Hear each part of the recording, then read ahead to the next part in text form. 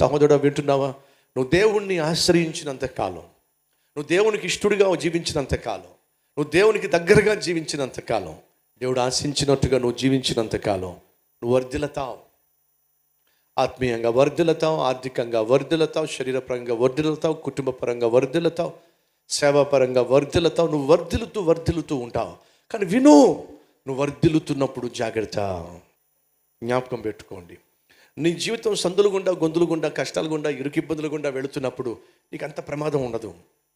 కానీ ఎప్పుడైతే ఈ సందులు, గొంతులు, ఇరుకు ఇబ్బందులు, వ్యాధులు, బాధలు ఇవన్నిటినీ నువ్వు జయించి ఒకవేళ అమ్మయ్యా అని హైవే మీదకి వచ్చి ఎప్పుడైతే ఎక్సలేటర్ రై అంటావో అంతే, కోయం కోయం కోయం అని వస్తుంది. ఏం చెప్పండి అంబులెన్స్ వచ్చేస్తా అంతే. అర్థం అవుతుందా? హైవే మీద వెళ్తున్నప్పుడు జాగ్రత్త.